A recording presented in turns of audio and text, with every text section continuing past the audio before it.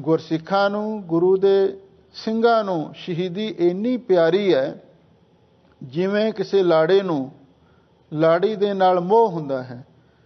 कबीर जिस मरने ते जग डरै मेरे मन आनंद, मरने ही ते पाइया पूर्ण परमानंद।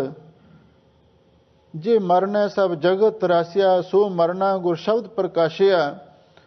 अब कैसे मरूं मरण मन मानिया, मर मर जाते जिन राम ना जानिया। बंदा सिंह बहादुर कहन लगा कि मैं अज मौत लाड़ी नूं परना के शहीदी प्राप्त करके सुरखरू होके अपने सहुरे घर परलोक नूं जावांगा। अगे कलगीधर पातशाह होर जिहड़े गुरु दे प्यारे मेरी उड़ीक कर रहे ने, मैनूं बड़ी इस गल दी खुशी है। फरुखशीर बादशाह हैरान होया। आखिर उन्होंने पुत्र का कालजा कढ़ के मूँह में तुनिया ते गल विच आंदरां दा हार भी पार दिता। पर बंदा सिंह बहादुर दे चेहरे उत्ते फिर उही खुशी उही प्रसन्नता टपक रही सी।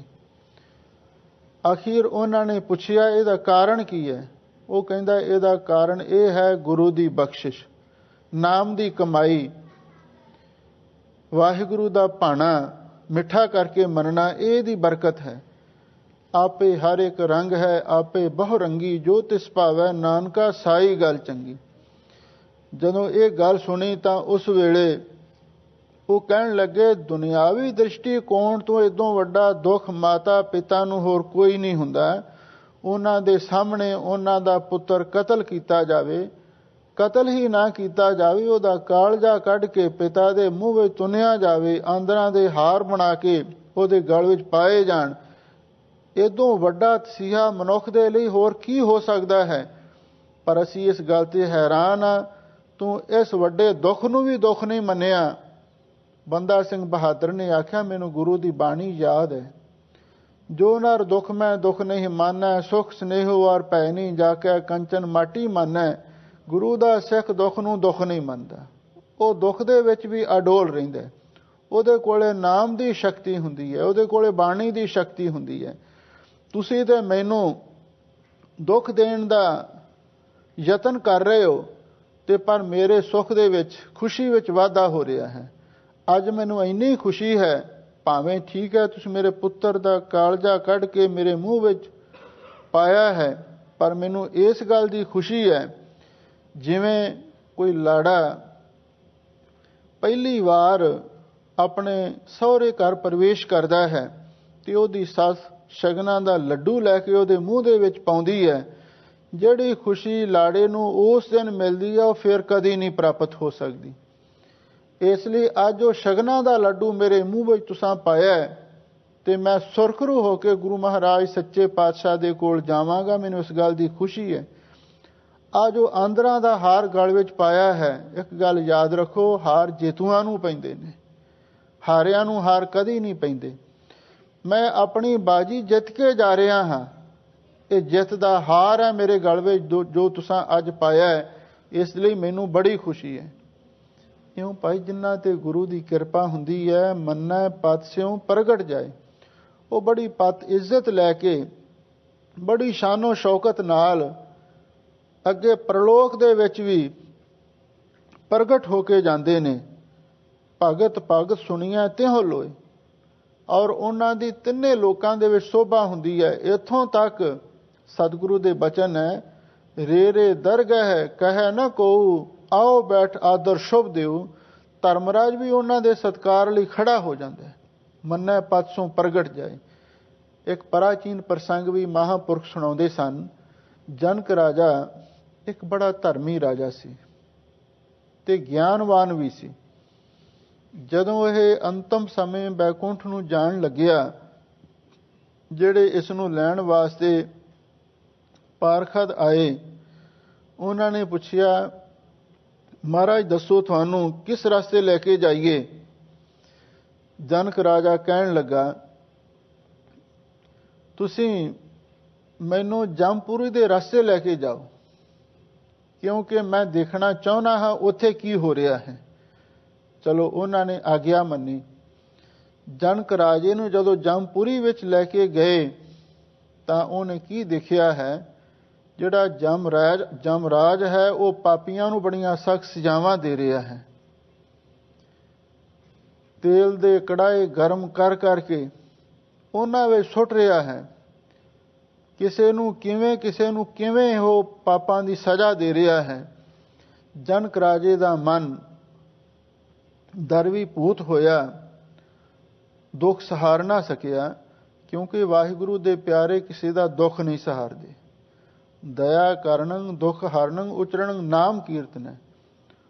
ਉਹ ਦਇਆ ਕਰਦੇ ਨੇ, ਦੁਖੀ ਨੂੰ ਦੇਖ ਕੇ ਦਇਆ ਕਰਦੇ ਨੇ, ਉਹਦੇ ਦੁੱਖ ਨੂੰ ਨਾਸ ਕਰਦੇ ਨੇ। ਹੁਣ ਜਨਕ ਰਾਜੇ ਦੇ ਮਨ ਵਿੱਚ ਦਇਆ ਆਈ, ਧਰਮਰਾਜ ਨੂੰ ਕਹਿਣ ਲੱਗਾ, ਧਰਮਰਾਜ ਇੰਨਾ ਕਹਿਰ, ਇੰਨਾ ਜ਼ੁਲਮ ਤੂੰ ਕਿਉਂ ਕਰ ਰਿਹਾ ਹੈ? ਤਾਂ ਅੱਗੋਂ ਧਰਮਰਾਜ ਨੇ ਹੱਥ ਜੋੜੇ, ਕਹਿਣ ਲੱਗਾ, ਭਗਤ ਜੀ ਮੈਨੂੰ ਅਕਾਲ ਪੁਰਖ ਦਾ ਹੁਕਮ ਹੈ, ਸੰਤਾਂ ਮਾਨੋ ਦੂਤਾਂ ਡਾਨੋ ਇਹ ਕੁਟਵਾਰੀ ਮੇਰੀ, ਦਿਵਸ ਰਹਿਣ ਤੇਰੇ ਪਾਏ ਪਲੋਸੋਂ ਕੇਸ ਚਵਰ ਕਰ ਫੇਰੀ। ਇਹ ਵਾਹਿਗੁਰੂ ਦਾ ਹੁਕਮ ਹੈ। ਜਿਹੜੇ ਵਾਹਿਗੁਰੂ ਦੇ ਪਿਆਰੇ ਨੇ, ਨਾਮ ਜਪਣ ਵਾਲੇ ਨੇ, ਮੈਂ ਉਹਨਾਂ ਦਾ ਸਤਿਕਾਰ ਕਰਦਾ, ਮੰਨੈ ਪਤਸੋਂ ਪ੍ਰਗਟ ਜਾਏ। ਤੇ ਜਿਹੜੇ ਦੁਸ਼ਟ ਨੇ ਮੈਂ ਉਹਨਾਂ ਨੂੰ ਦੰਡ ਵੀ ਦੇਣਾ ਹਾਂ। ਇਹ ਮੇਰੀ ਡਿਊਟੀ ਹੈ, ਇਹ ਮੇਰੀ ਵਾਹਿਗੁਰੂ ਪਰਮੇਸ਼ਰ ਵੱਲੋਂ ਡਿਊਟੀ ਲੱਗੀ ਹੋਈ ਹੈ। ਸੰਤਾਂ ਮਾਨੋ ਦੂਤਾਂ ਡਾਨੋ ਇਹ ਕੁਟਵਾਰੀ ਮੇਰੀ, ਦਿਵਸ ਰਹਿਣ ਤੇਰੇ ਪਾਏ ਪਲੋਸੋਂ ਕੇਸ ਚਵਰ ਕਰ ਫੇਰੀ। ਜਿਹੜੇ ਤੁਹਾਡੇ ਵਰਗੇ ਮਹਾਤਮਾ ਨੇ, ਮਹਾਂਪੁਰਖ ਨੇ, ਰਾਤ ਦਿਨ ਮੈਂ ਉਹਨਾਂ ਦੀ ਮੁੱਠੀ ਚਾਪੀ ਕਰਦਾ ਹਾਂ ਤੇ ਆਪਣੇ ਕੇਸਾਂ ਦਾ ਚੌਰ ਬਣਾ ਕੇ ਉਹਨਾਂ ਤੇ ਚਲਾਉਣਾ ਹਾਂ। ਇੰਨਾ ਸਤਿਕਾਰ ਧਰਮਰਾਜ ਦੇ ਮਨ ਦੇ ਵਿੱਚ ਹੈ। ਜਿਹੜੇ ਨਾਮ ਜਪਣ ਵਾਲੇ ਮਹਾਂਪੁਰਖ ਨੇ ਉਹਨਾਂ ਦੇ ਪਰਥਾਏ।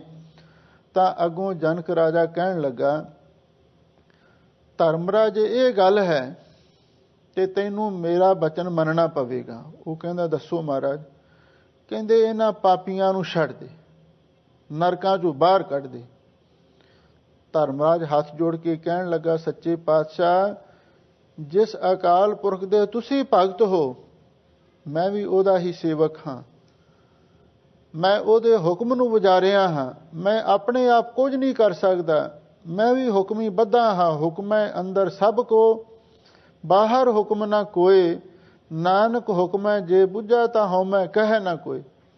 ਇਸ ਲਈ ਤੁਸੀਂ ਅਕਾਲ ਪੁਰਖ ਵਾਹਿਗੁਰੂ ਦੇ ਚਰਨਾਂ ਵਿੱਚ ਬੇਨਤੀ ਕਰੋ। ਤੁਸੀਂ ਭਗਤ ਹੋ, ਤੁਸੀਂ ਰਹਿਮ ਦੀ ਅਪੀਲ ਕਰੋ, ਤੁਹਾਡੀ ਮੰਨੀ ਜਾ ਸਕਦੀ ਹੈ। ਮੈਂ ਆਪਣੇ ਆਪ ਕੁਝ ਨਹੀਂ ਕਰ ਸਕਦਾ।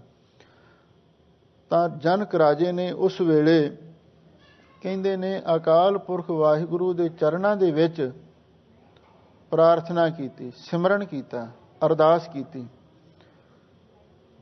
ਤੇ ਉਸ ਦਾ ਫਲ ਕੀ ਹੋਇਆ? ਜਿੰਨੇ ਪਾਪੀ ਜੀਵ ਉਸ ਵੇਲੇ ਨਰਕਾਂ ਦੇ ਵਿੱਚ ਪਏ ਹੋਏ ਸਨ, ਉਹਨਾਂ ਸਾਰਿਆਂ ਨੂੰ ਮੁਕਤੀ ਪ੍ਰਾਪਤ ਹੋ ਗਈ। ਇਸੇ ਲਈ ਕਿਸੇ ਕਵੀ ਨੇ ਲਿਖਿਆ ਹੈ, ਧੰਨ ਧੰਨ ਰਾਜਾ ਜਨਕ ਹੈ, ਜਿਨ ਸਿਮਰਨ ਕੀਆ ਵਿਵੇਕ। ਇਹ ਘੜੀ ਕੇ ਸਿਮਰਨੇ ਪਾਪੀ ਤਰੇ ਅਨੇਕ। ਇੱਕ ਘੜੀ ਭਰ ਦਾ ਸਿਮਰਨ, ਸਿਰਫ ਅੱਧਾ ਘੰਟਾ 24-25 ਮਿੰਟ ਦੀ ਅਰਦਾਸ, ਜਿਸ ਦਾ ਸਦਕਾ ਸਾਰੇ ਪਾਪੀ ਜੀਵਾਂ ਨੂੰ ਛੁਟਕਾਰਾ ਮਿਲਿਆ। ਇਹ ਹੈ ਵਾਹਿਗੁਰੂ ਦੇ ਨਾਮ ਦੀ ਸ਼ਕਤੀ। ਹਜ਼ੂਰ ਕਹਿੰਦੇ ਨੇ, ਮੰਨੈ ਪਤਸੋਂ ਪ੍ਰਗਟ ਜਾਏ। ਵੀ ਜਿਹੜਾ ਵਾਹਿਗੁਰੂ ਦੇ ਹੁਕਮ ਨੂੰ ਮੰਨਦਾ ਹੈ, ਨਾਮ ਦੀ ਕਮਾਈ ਕਰਦਾ ਹੈ, ਗੁਰੂ ਦੀ ਆਗਿਆ ਦਾ ਪਾਲਣ ਕਰਦਾ ਹੈ, ਉਹ ਬੜੀ ਪਤ ਇੱਜ਼ਤ ਦੇ ਨਾਲ ਤੇ ਬੜਾ ਜਸ ਖੱਟ ਕੇ ਸੰਸਾਰ ਦੇ ਵਿੱਚੋਂ ਪਰਲੋਕ ਨੂੰ ਜਾਂਦਾ ਹੈ। ਮੰਨੈ ਮਗ ਨਾ ਚੱਲੈ ਪੰਥ।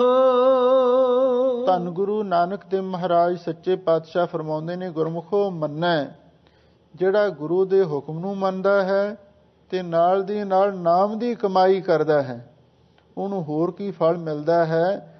ਮੰਨੈ ਮਗ ਨਾ ਚੱਲੈ ਪੰਥ। ਹਜ਼ੂਰ ਕਹਿੰਦੇ ਨੇ, ਉਹ ਇੱਕੋ ਹੀ ਜਿਹੜਾ ਗੁਰੂ ਦਾ ਪੰਥ ਹੈ। ਸ਼ਬਦ ਜਿਤੀ ਸਿੱਧ ਮੰਡਲੀ ਕੀ ਤੁਸ ਆਪਣਾ ਪੰਥ ਨਿਰਾਲਾ। ਇਹ ਜਿਹੜਾ ਨਿਰਾਲਾ ਪੰਥ ਹੈ ਸਿੱਖੀ ਦਾ, ਗੁਰੂ ਦਾ ਹੁਕਮ ਮੰਨਣ ਵਾਲਾ ਇਸ ਨਿਰਾਲੇ ਸਿੱਖੀ ਦੇ ਪੰਥ ਤੇ ਚੱਲਦਾ ਹੈ। ਤੇ ਜਿਹੜੇ ਹੋਰ ਦੁਨੀਆ ਦੇ ਰਸਤੇ ਨੇ, ਮੰਨੈ ਮਗ ਨਾ ਚੱਲੇ, ਉਹ ਹੋਰ ਕਿਸੇ ਰਸਤੇ ਤੇ ਪੈਰ ਨਹੀਂ ਰੱਖਦਾ। ਕਿਉਂਕਿ ਦੁਨੀਆ ਦੇ ਵਿੱਚ ਬੜੇ ਰਸਤੇ ਨੇ, ਬੜੇ ਮਜ਼ਹਬ ਨੇ, बड़े देहधारी गुरु भी दुकाना खोली बैठे ने, आओ साडे कोल। ते कई पंडित जी महाराज, कोई पीर साहब, कोई कुछ संसार दे विच बने फिरदे ने। पर हजूर कहंदे ने याद रखो, मन्नै मग ना चलै पंथ। जिहड़ा गुरु दा सिख है गुरु दे पंथ ते ही चलदा है, किसी होर रस्ते ते नहीं पैर रखदा। याद रखो, सब किश कर मैं बाहर नाही, बाहर टोले सो परम भुलाही। हजूर कहंदे भाई गुरु घर दे विच किसी गल दा घाटा नहीं है। ते जिहड़ा अपने घर नूं छड्ड के बाहर तुरिया फिरदा है, बाहर टोले सो परम भुलाही, वो ते भरम दे विच भुलिया भटकिया फिर रहा है। धन गुरु अमरदास महाराज ने ऐसे लोगों की बड़ी सोहनी तस्वीर खिंची है। घर ही मैं अमृत भरपूर है, मन मुखा साध न पाया। ज्यों कसूरी मिर्ग न जाने, भ्रम दा परम भुलाया। एक हीरा हरण हुंदा है जिसकी नाभि विच कस्तूरी दा नापा हुंदा है। बसंत रुत विच आके बड़ी सोहनी खुशबू आउंदी है, पर उसनूं इस गल दा पता नहीं लगदा भी ये खुशबू मैनूं कित्थों आउंदी है। भरम दे विच पिया होया हरण उस कस्तूरी दी भाल विच बाहर निकल जांदा है।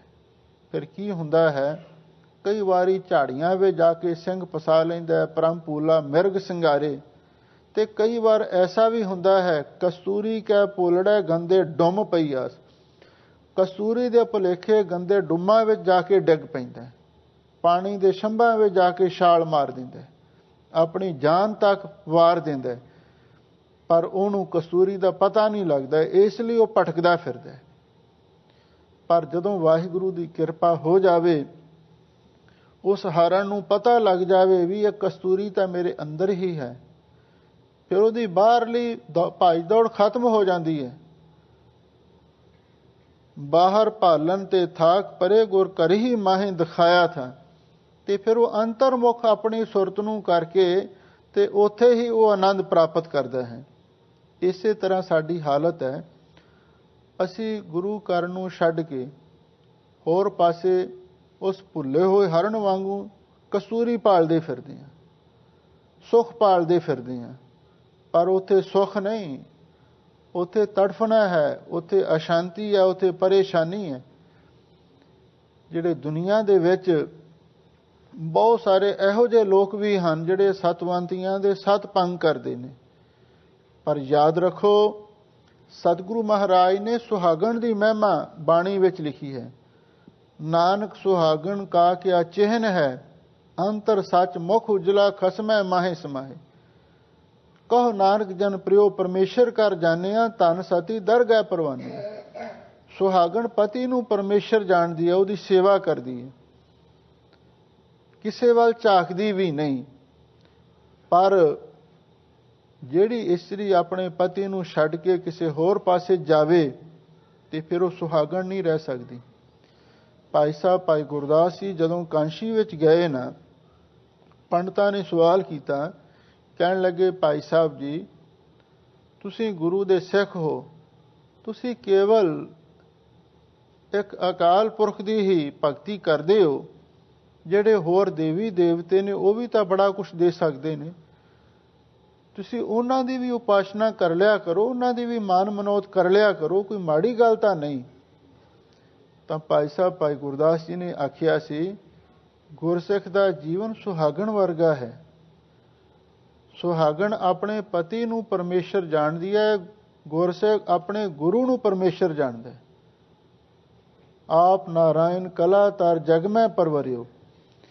जे सुहागण अपने पति नूं छड्ड के होर पासे जांदी, वो सुहागण नहीं रह सकदी। ते जिहड़ा गुरु दा सिख है अपने गुरु नूं छड्ड के ते जे किसी होर देवी देवते दी पीर फकीर दी मान मनौत करदा, वो भी गुरु दा सिख नहीं रह सकदा। फिर भाई साहब भाई गुरदास जी ने यह भी आखिया, कहण लगे तुसी जरा ख्याल करो, आ जिहड़ियां गऊआं हुंदियां ने उन्हां दे बच्चे हुंदे ने, जदों छोटे हुंदे ने उन्हां नूं मां तो दूर बन दिता जांदा है, ते जदों दुध चोना होवे उन्हां बच्चियां नूं छड्ड दिता जांदा है तां कि गां दुध ला लवे। ਹੁਣ ਜਦੋਂ ਬੱਚਾ ਕਿਸੇ ਭੁਲੇਖੇ ਦੇ ਕਾਰਨ ਆਪਣੀ ਮਾਂ ਨੂੰ ਛੱਡ ਕੇ ਕਿਸੇ ਹੋਰ ਗਾਂ ਦੇ ਕੋਲ ਚਲਿਆ ਜਾਂਦਾ ਹੈ, ਉਹ ਵੀ ਉਸ ਦੇ ਢੁੱਡਾਂ ਮਾਰਦੀ ਹੈ, ਉਹ ਵੀ ਉਸ ਦੇ ਲੱਤਾਂ ਮਾਰਦੀ ਹੈ। ਤੁਸੀਂ ਇਸ ਗੱਲ ਦਾ ਖਿਆਲ ਕਰੋ, ਇਹ ਤੇ ਪਸ਼ੂਆਂ ਨੂੰ ਵੀ ਪਤਾ ਹੈ, ਉਹ ਵੀ ਆਪਣੇ ਬੱਚਿਆਂ ਨਾਲ ਪਿਆਰ ਕਰਦੇ ਨੇ। ਇਸੇ ਤਰ੍ਹਾਂ ਭਾਈ ਸਤਿਗੁਰੂ ਤੇ ਸਿੱਖ ਦਾ ਵੀ ਇਸੇ ਤਰ੍ਹਾਂ ਦਾ ਹੀ ਨਾਤਾ ਹੈ। ਜਦੋਂ ਗੁਰਸਿੱਖ ਗੁਰੂ ਦੇ ਕੋਲ ਜਾਂਦਾ ਹੈ, ਚਰਨ ਸ਼ਰਨ ਗੁਰ ਏਕ ਪੈਂਡਾ ਜਾਏ ਚਲ ਤਾਹੀਂ ਗੁਰ ਕੋਟ ਪੈਂਡਾ ਆਗਾ ਹੋਏ ਲੇਤ ਹੈ। ਤੇ ਸਤਿਗੁਰੂ ਪਿਆਰ ਦੇ ਨਾਲ ਗੁਰਸਿੱਖ ਨੂੰ ਅੱਗੋਂ ਮਿਲਦੇ ਨੇ। ਤੇ ਜੇ ਭਾਈ ਗੁਰਸਿੱਖ ਭੁਲੇਖੇ ਦਾ ਸ਼ਿਕਾਰ ਹੋ ਕੇ ਆਪਣੇ ਗੁਰੂ ਨੂੰ ਛੱਡ ਕੇ ਕਿਸੇ ਹੋਰ ਦੰਭੀ ਪਖੰਡੀ ਦੇ ਕੋਲ ਚਲਿਆ ਜਾਂਦਾ ਹੈ, ਫਿਰ ਉਹਦੀ ਉਹ ਹਾਲਤ ਹੁੰਦੀ ਹੈ ਜਿਵੇਂ ਬੱਚਾ ਆਪਣੀ ਮਾਂ ਨੂੰ ਛੱਡ ਕੇ ਹੋਰ ਪਾਸੇ ਜਾਂਦਾ ਹੈ, ਫਿਰ ਉਹਦੇ ਲੱਤਾਂ ਵੱਜਦੀਆਂ ਨੇ ਤੇ ਢੁੱਡਾਂ ਵੱਜਦੀਆਂ ਨੇ, ਉਹਨੂੰ ਦੁੱਖ ਦੇਖਣਾ ਪੈਂਦਾ। ਇਸ ਲਈ ਸਾਨੂੰ ਇੱਕ ਦੇ ਬਣ ਕੇ ਰਹਿਣਾ ਚਾਹੀਦਾ। ਗੁਰਮਤਿ ਦਾ ਸਿਧਾਂਤ ਹੈ, ਤਰ ਜੀਅਰੇ ਇੱਕ ਟੇਕ ਤੋਂ ਲਾਹੇ ਬਡਾਨੀ ਆਸ, ਨਾਨਕ ਨਾਮ ਤੇ ਆਈਏ ਕਾਰਜ ਆਵੈ ਰਸ। ਧੰਨ ਗੁਰੂ ਨਾਨਕ ਦੇਵ ਮਹਾਰਾਜ ਸੱਚੇ ਪਾਤਸ਼ਾਹ ਫਰਮਾਉਂਦੇ ਨੇ, ਮੰਨੈ ਮਗ ਨਾ ਚੱਲੈ ਪੰਥ। ਜਿਹੜਾ ਗੁਰੂ ਦੇ ਹੁਕਮ ਨੂੰ ਮੰਨਦਾ ਹੈ, ਨਾਮ ਦੀ ਕਮਾਈ ਕਰਦਾ ਹੈ, ਉਹ ਕਿਸੇ ਹੋਰ ਦੁਬਦਾ ਵਾਲੇ ਰਸਤੇ ਤੇ ਨਹੀਂ ਜਾਂਦਾ, ਉਹ ਇੱਕੋ ਹੀ ਗੁਰੂ ਦੇ ਪੰਥ ਤੇ ਚੱਲਦਾ ਹੈ। ਜੋ ਗੁਰੂ ਨੇ ਉਹਨੂੰ ਮਾਰਗ ਦੱਸਿਆ ਹੈ, ਗੁਰਮੁਖ ਗਾਡੀ ਰਾਹ ਚਲਾਇਆ, ਉਹ ਉਹਦੇ ਉੱਤੇ ਹਮੇਸ਼ਾ ਲਈ ਚੱਲਦਾ ਹੈ। ਮੰਨੈ ਧਰਮ ਸੇਤੀ ਸੰਬੰਧ। ਹਜ਼ੂਰ ਫਰਮਾਉਂਦੇ ਨੇ, ਗੁਰਮੁਖੋ ਜਿਹੜਾ ਗੁਰੂ ਦੇ ਹੁਕਮ ਨੂੰ ਮੰਨਦਾ ਹੈ ਤੇ ਨਾਮ ਦੀ ਕਾਲ ਕਮਾਈ ਕਰਦਾ ਹੈ, ਧਰਮ ਸੇਤੀ ਸੰਬੰਧ, ਉਹਦਾ ਧਰਮ ਦੇ ਨਾਲ ਸਿੱਧਾ ਸੰਬੰਧ ਜੁੜ ਜਾਂਦਾ ਹੈ। ਧਰਮ ਕਿਸ ਨੂੰ ਕਹਿੰਦੇ ਨੇ? ਧਰਮ ਜੋ ਧਾਰਨ ਯੋਗ ਕੋਈ ਵਸਤੂ ਹੈ, ਉਹਨੂੰ ਧਰਮ ਕਹਿੰਦੇ ਨੇ। ਜਾਂ ਧਰਮ ਦੇ ਬਾਰੇ ਵਿਦਵਾਨਾਂ ਨੇ ਲਿਖਿਆ ਹੈ, ਉਹ ਸ੍ਰੇਸ਼ਟ ਆਚਾਰ ਤੇ ਵਿਚਾਰ ਜਿਸ ਨੂੰ ਧਾਰਨ ਕਰਨ ਦੇ ਨਾਲ ਆ ਵੀ ਲੋਕ ਸੁਖਮਈ ਤੇ ਪ੍ਰਲੋਕ ਵੀ ਕਲਿਆਣਕਾਰੀ ਹੋ ਜਾਵੇ, ਉਹਨੂੰ ਧਰਮ ਕਹਿੰਦੇ ਨੇ। ਸਾਹਿਬ ਸਤਿਗੁਰੂ ਧੰਨ ਗੁਰੂ ਨਾਨਕ ਦੇਵ ਮਹਾਰਾਜ ਨੇ ਸਾਨੂੰ ਸਿੱਖ ਧਰਮ ਬਖਸ਼ਿਸ਼ ਕੀਤਾ, ਉਹਦੇ ਕੁਝ ਅਸੂਲ ਵੀ ਸਾਨੂੰ ਦ੍ਰਿੜ ਕਰਵਾਏ। ਦੁਆਦਸੀ ਨਾਮ ਦਾਨ ਇਸ਼ਨਾਨ, ਗੁਰਸਿੱਖਾ ਅੰਮ੍ਰਿਤ ਵੇਲੇ ਉੱਠ ਕੇ ਇਸ਼ਨਾਨ ਕਰਨਾ, ਫਿਰ ਨਾਮ ਜਪਣਾ, ਧਰਮ ਦੀ ਕਿਰਤ ਕਰਕੇ ਦਸਵੰਧ ਦੇਣਾ। ਇਹ ਸਿੱਖ ਧਰਮ ਦੇ ਬੁਨਿਆਦੀ ਅਸੂਲ ਨੇ, ਗੁਰਮੁਖ ਦੁਆਦਸੀ ਨਾਮ ਦਾਨ ਇਸ਼ਨਾਨ। ਫਿਰ ਸਤਿਗੁਰੂ ਨੇ ਗੁਰਸਿੱਖ ਦੀ ਇੱਕ ਵੱਖਰੀ ਵੀ ਰਹਿਤ ਬਣਾਈ ਹੈ। ਗੁਰ ਸਤਿਗੁਰ ਕਾ ਜੋ ਸਿੱਖ ਅਖਾਏ ਸੋ ਪਲਕੀ ਉਠ ਹਰ ਨਾਮ ਤੇ ਆਵੈ, ਉਦਮ ਕਰੇ ਭਲਕੇ ਪ੍ਰਭਾਤੀ ਇਸ਼ਨਾਨ ਕਰੇ ਅੰਮ੍ਰਿਤਸਰ ਨਾਵੈ। ਇਸ ਪੂਰੇ ਸ਼ਲੋਕ ਦੇ ਵਿੱਚ ਗੁਰਸਿੱਖ ਦੀ ਨਿਤ ਕਰਨੀ ਦਾ ਜ਼ਿਕਰ ਕੀਤਾ ਹੈ।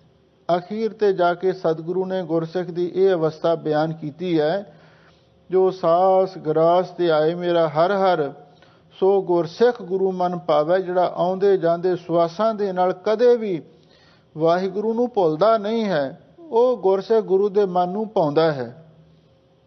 ਤੇ ਫਿਰ ਉਸ ਗੁਰਸਿੱਖ ਦਾ ਸਤਿਕਾਰ ਕਿੰਨਾ ਸਤਿਗੁਰੂ ਨੇ ਕੀਤਾ ਹੈ। ਹਜ਼ੂਰ ਕਹਿੰਦੇ, ਜਨ ਨਾਨਕ ਧੂੜ ਮੰਗੈ ਤਿਸ ਗੁਰਸਿੱਖ ਕੀ, ਜੋ ਆਪ ਜਪੈ ਅਵਰਹ ਨਾਮ ਜਪਾਵੇ।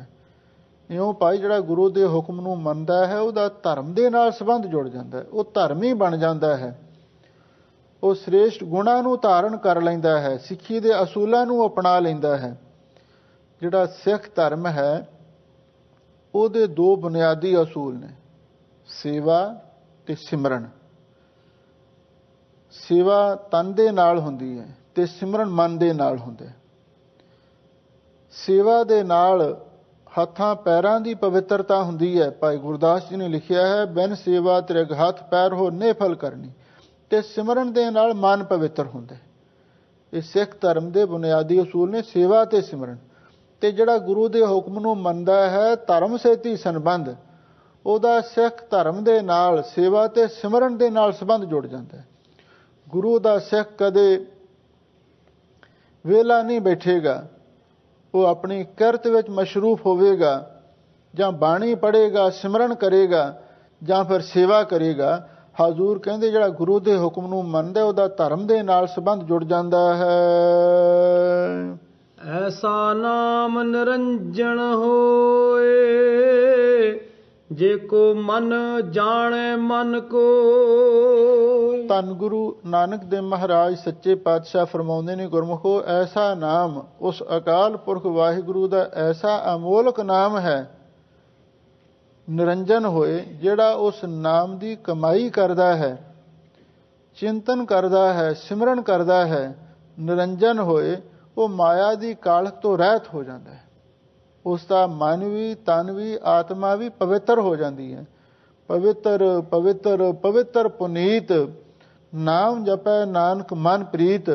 ਤੇ ਜਦੋਂ ਐ ਨਿਰਮਲ ਹੋ ਜਾਂਦਾ ਹੈ, ਨਿਰੰਜਨ ਹੋਏ, ਤੇ ਫਿਰ ਉਹ ਨਿਰੰਜਨ ਵਾਹਿਗੁਰੂ ਦਾ ਰੂਪ ਹੋ ਜਾਂਦਾ ਹੈ। ਨਿਰੰਜਨ ਵਾਹਿਗੁਰੂ ਦਾ ਵੀ ਨਾਮ ਹੈ। ਐਸਾ ਨਾਮ ਨਿਰੰਜਨ ਹੋਏ, ਤੇ ਜਿਹੜਾ ਨਿਰੰਜਨ ਸ਼ਬਦ ਹੈ ਨਾਮ ਦਾ ਵੀ ਵਿਸ਼ੇਸ਼ਣ ਹੈ। ਨਾਮ ਮਾਇਆ ਦੀ ਕਾਲਖ ਨੂੰ ਧੋਂਦਾ ਹੈ। ਜਦੋਂ ਮਾਇਆ ਦੀ ਕਾਲਖ ਉਤਰ ਜਾਂਦੀ ਹੈ ਤੇ ਫਿਰ ਇਹ ਜੀਵ ਵਾਹਿਗੁਰੂ ਦਾ ਰੂਪ ਹੋ ਜਾਂਦਾ ਹੈ। ਹਜ਼ੂਰ ਕਹਿੰਦੇ ਇਹ ਐਸਾ ਵਾਹਿਗੁਰੂ ਦਾ ਨਾਮ ਹੈ ਜਿਹੜਾ ਇਸ ਨੂੰ ਜਪਦਾ ਹੈ, ਸਿਮਰਦਾ ਹੈ, ਤੇ ਫਿਰ ਉਹਦੀ ਸਾਰੀ ਮਾਇਆ ਦੀ ਕਾਲਖ ਨੂੰ ਧੋ ਦਿੰਦਾ ਹੈ। ਭਰੀਐ ਮਤ ਪਾਪਾਂ ਕੈ ਸੰਗੋ ਧੋਪੈ ਨਾਵੈ ਕੈ ਰੰਗ। ਤੇ ਫਿਰ ਉਹ ਵਾਹਿਗੁਰੂ ਦਾ ਰੂਪ ਹੋ ਜਾਂਦਾ ਹੈ। ਜੇ ਕੋ ਮਨ ਨੇ ਜਾਣੈ ਮਨ ਕੋਇ। ਪਰ ਜੇ ਕੋਈ ਇਸ ਨਾਮ ਨੂੰ ਆਪਣੇ ਮਨ ਦੇ ਵਿੱਚ ਮੰਨਣਾ ਜਾਣੇ, ਇਹਦਾ ਮਤਲਬ ਇਹ ਹੈ ਜੇ ਕੋਈ ਇਸ ਗੱਲ ਨੂੰ ਆਪਣੇ ਮਨ ਵਿੱਚ ਸਮਝੇ ਕਿ ਨਾਮ ਦੀ ਕਮਾਈ ਕਰਕੇ ਪਾਪਾਂ ਦੀ ਕਾਲਸ ਧੋਤੀ ਜਾਂਦੀ ਹੈ, ਹਉਮੈ ਦੀ ਮੈਲ ਉਤਰ ਜਾਂਦੀ ਹੈ, ਫਿਰ ਉਹ ਭਾਈ ਵਾਹਿਗੁਰੂ ਦਾ ਨਾਮ ਜਪ ਕੇ ਵਾਹਿਗੁਰੂ ਦਾ ਰੂਪ ਹੋ ਜਾਂਦਾ ਹੈ। ਜੇ ਕੋ ਮਨ ਨੇ, ਪਹਿਲਾਂ ਮੰਮੇ ਨੂੰ ਸਿਹਾਰੀ ਹੈ, ਥੋੜਾ ਜਿਹਾ ਕੱਸ ਕੇ ਬੋਲਣਾ। ਜੇ ਕੋ ਮਨ ਨੇ ਜਾਣੈ ਮਨ ਕੋਈ, ਅੱਗੇ ਮੰਮਾ ਮੁਕਤਾ ਹੀ ਹੈ। ਹਜ਼ੂਰ ਕਹਿੰਦੇ ਜੇ ਕੋ ਮਨ ਨੇ ਜਾਣੈ ਮਨ ਕੋਈ, ਜਿਹੜਾ ਮਨ ਟਿੱਪੀ ਨਾਲ ਉਹਦਾ ਅਰਥ ਹੈ ਮੰਨਣਾ, ਕਿਉਂਕਿ ਮੰਨੇ ਦੀ ਵਿਚਾਰ ਚੱਲ ਰਹੀ ਹੈ। ਜੇ ਕੋਈ ਆਪਣੇ ਮਨ ਦੇ ਵਿੱਚ ਇਸ ਗੱਲ ਨੂੰ ਮੰਨਣਾ ਜਾਣ ਲਵੇ ਵੀ ਗੁਰੂ ਦਾ ਹੁਕਮ ਮੰਨ ਕੇ ਨਾਮ ਦੀ ਕਮਾਈ ਕਰਕੇ ਆਹ ਸਾਰੀਆਂ ਦਾਤਾਂ ਪ੍ਰਾਪਤ ਹੁੰਦੀਆਂ ਨੇ, ਤੇ ਭਾਈ ਫਿਰ ਉਹ ਨਾਮ ਉਹਦੀ ਕਲਿਆਣ ਕਰ ਦਿੰਦਾ ਹੈ। ਮੰਨੈ ਪਾਵਹਿ ਮੋਖ ਦੁਆਰ। ਧੰਨ ਗੁਰੂ ਨਾਨਕ ਦੇਵ ਮਹਾਰਾਜ ਸੱਚੇ ਪਾਤਸ਼ਾਹ ਅੱਗੇ ਫੇਰ 15ਵੀਂ ਪੌੜੀ ਵਿੱਚ ਵੀ ਮੰਨਣ ਦੀ ਮਹਿਮਾ ਉਚਾਰਨ ਕਰਦੇ ਹਨ। ਗੁਰਮੁਖੋ ਮੰਨੈ, ਜਿਹੜਾ ਗੁਰੂ ਦੇ ਹੁਕਮ ਨੂੰ ਮੰਨਦਾ ਹੈ ਤੇ ਨਾਲ ਨਾਮ ਦੀ ਕਮਾਈ ਕਰਦਾ ਹੈ। ਮੰਨੈ ਪਾਵਹਿ ਮੋਖ ਦੁਆਰ, ਉਹ ਮੋਖ ਦੁਆਰ, ਮੁਕਤੀ ਦੇ ਦੁਆਰ ਨੂੰ ਪ੍ਰਾਪਤ ਕਰ ਲੈਂਦਾ ਹੈ। ਮੁਕਤੀ ਦਾ ਦੁਆਰ ਕੀ ਹੈ? ਗਿਆਨ। ਰਿਤੇ ਗਿਆਨਾ ਨਾ ਮੁਕਤੀ, ਗਿਆਨ ਤੋਂ ਬਿਨਾਂ ਮੁਕਤੀ ਨਹੀਂ ਹੋ ਸਕਦੀ। ਜਿਹੜਾ ਨਾਮ ਦੀ ਕਮਾਈ ਕਰਦਾ ਹੈ, ਹਜ਼ੂਰ ਕਹਿੰਦੇ ਉਹ ਮੋਖ ਦੁਆਰ ਬ੍ਰਹਮ ਗਿਆਨ ਨੂੰ ਪ੍ਰਾਪਤ ਕਰ ਲੈਂਦਾ ਹੈ। ਮੰਨੈ ਪਰਵਾਰੈ ਸਾਧਾਰ। ਸਾਹਿਬ ਸਤਿਗੁਰੂ ਸੱਚੇ ਪਾਤਸ਼ਾਹ ਫਰਮਾਉਂਦੇ ਨੇ, ਜਿਹੜਾ ਗੁਰੂ ਦੇ ਹੁਕਮ ਨੂੰ ਮੰਨਦਾ ਹੈ ਤੇ ਨਾਮ ਦੀ ਕਮਾਈ ਕਰਦਾ ਹੈ, ਪਰਿਵਾਰ ਹੈ ਸਾਧਾਰ, ਉਹ ਆਪਣੇ ਪਰਿਵਾਰ ਨੂੰ ਵੀ ਸਹਿਤ ਆਧਾਰ ਦੇ ਕਰ ਦਿੰਦਾ ਹੈ। ਜਾਂ ਇਹਦਾ ਦੂਜਾ ਅਰਥ ਇਉਂ ਵੀ ਕੀਤਾ ਹੈ ਵਿਦਵਾਨਾਂ ਨੇ, ਮੰਨੈ ਪਰਿਵਾਰ ਹੈ ਸਾਧਾਰ, ਜਿਹੜਾ ਗੁਰੂ ਦੇ ਹੁਕਮ ਨੂੰ ਮੰਨਦਾ ਹੈ ਤੇ ਨਾਮ ਦੀ ਕਮਾਈ ਕਰਦਾ ਹੈ, ਉਹ ਸਾਧਾਰ ਨਾਮ ਦਾ ਆਸਰਾ ਦੇ ਕੇ ਆਪਣੇ ਪਰਿਵਾਰ ਦਾ ਵੀ ਉਧਾਰ ਕਰ ਦਿੰਦਾ ਹੈ। ਕਿਉਂਕਿ ਉਧਾਰ ਤਾਂ ਨਾਮ ਨੇ ਕਰਨਾ ਹੈ ਨਾ। ਨਾਮ ਦਾ ਆਸਰਾ ਦੇ ਕੇ, ਨਾਮ ਦੇ ਆਸਰੇ ਨਾਲ, ਸਾਧਾਰ ਦਾ ਅਰਥ ਹੈ ਨਾਮ ਦੇ ਆਸਰੇ ਨਾਲ, ਉਹ ਆਪਣੇ ਪਰਿਵਾਰ ਦਾ ਵੀ ਉਧਾਰ ਕਰ ਦਿੰਦਾ ਹੈ। ਜਿਹੜਾ ਪਰਿਵਾਰ ਹੈ ਉਹ ਕਈ ਤਰ੍ਹਾਂ ਦਾ ਬਾਣੀ ਵਿੱਚ ਲਿਖਿਆ ਹੋਇਆ ਹੈ। ਇੱਕ ਤਾਂ ਸਾਡਾ ਆਪਣਾ ਪਰਿਵਾਰ ਹੈ, ਜਿਵੇਂ ਸਾਡੇ ਮਾਤਾ ਪਿਤਾ ਨੇ, ਭੈਣ ਭਾਈ ਨੇ, ਧੀਆਂ ਪੁੱਤਰ ਨੇ, ਇਹ ਸਾਡਾ ਇੱਕ ਪਰਿਵਾਰ ਹੁੰਦਾ ਹੈ। ਤੇ ਦੂਸਰਾ ਕਲਗੀਧਰ ਪਾਤਸ਼ਾਹ ਨੇ ਲਿਖਿਆ ਹੈ, ਇੱਕ ਉਹ ਵੀ ਪਰਿਵਾਰ ਹੈ, ਸੁਖੀ ਬਸੈ ਮੋਰੋ ਪਰਿਵਾਰਾ, ਸੇਵਕ ਸਿੱਖ ਸਭੈ ਕਰਤਾਰਾ। ਜਿਤਨੇ ਵੀ ਗੁਰੂ ਦੇ ਸਿੱਖ ਸੇਵਕ ਨੇ ਉਹਨਾਂ ਨੂੰ ਆਪਣੇ ਭਰਾ ਸਮਝਣਾ, ਦੇਖ ਪਰਾਈਆਂ ਚੰਗੀਆਂ ਮਾਵਾਂ ਭੈਣਾਂ ਧੀਆਂ ਜਾਣੇ। ਇਹ ਗੁਰੂ ਦਾ ਪਰਿਵਾਰ ਹੈ, ਗੁਰੂ ਦੀ ਸੰਗਤ, ਇਹਦਾ ਵੀ ਉਹ ਉਧਾਰ ਕਰ ਦਿੰਦੇ।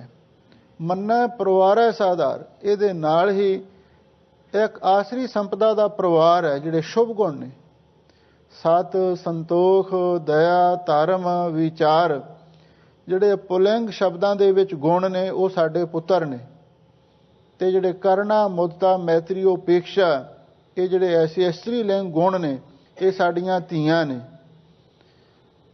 ਤੇ ਸ੍ਰੇਸ਼ਟ ਮਤ ਸਾਡੀ ਮਾਂ ਹੈ ਤੇ ਸੰਤੋਖ ਪਿਤਾ ਹੈ।